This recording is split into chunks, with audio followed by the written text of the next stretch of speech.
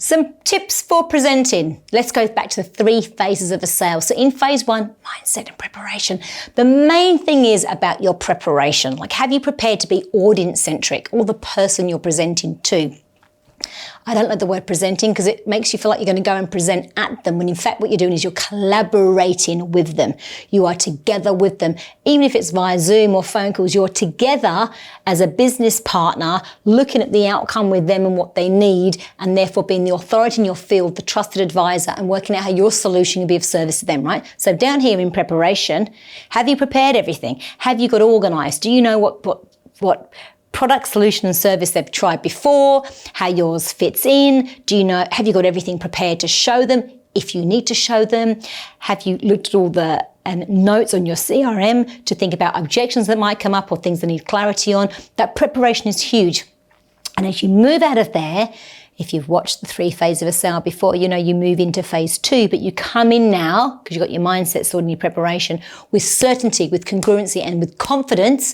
And in this, what we call the phase in to phase 2, you might have sent an email and use your real estate with your signature saying, yes, we're aligned, by having a signature that matches what they're after, having a review above it that matches what they're after. So everything about you as an organization is saying we're already aligned. And I tell you why that's important, because when you do this phase 2, the presenting time, you don't want all the focus and attention for it to be on that time. You want to sort of turn up to that meeting and have everyone sold on you already.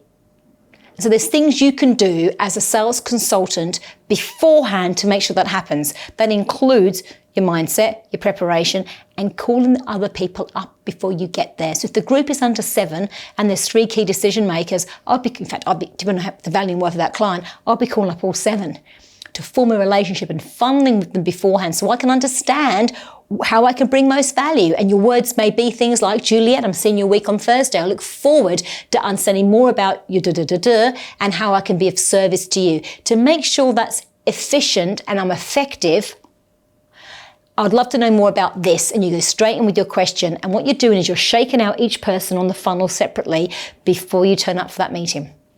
My next tip with the meeting. It's not about you, it's about them. Stop talking about yourself and drag. God, I've had 3 presentations to me this week. They've dragged me through the company history. Do you know what? I don't care about the company history.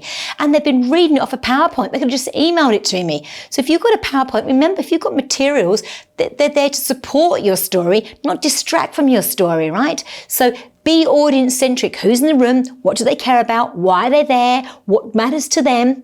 I know certain individuals, because I can speed read quite quickly, I can't ask them a question publicly, they'll be embarrassed. I know this person made the decision to go with a competitor before, I don't want to embarrass him. You've got to really know who's in that audience, because you want to be beside all of them and not selling at them or that show up and throw up at them, right? You're beside them, collaborating with them over the right solution for them. So audience-centric. The next tip is be practiced. People never do enough practice. They sort of fly by the seat of their pants, or they do it 1 or 2 times in the office, or they do it in the car outside a meeting, or they do it before they get on the phone. No, if you really want that meeting to be on point, you've got to get the focus off you. And the things, if you haven't practiced, you're thinking about what to say next. And you're not fully present with that client. So practice means you can now forget that, because it's like walking. You don't want to think about how you walk. You can be fully present with the client, and then you can read signals. You can read where they're hesitant. You can read where they're leaning in. You can see where they're interested. You can see them changing their mind. You know when to be quiet. You can see that they're contemplating something. If you're not practiced, you don't read that, because your focus is inward. The next tip is don't assume.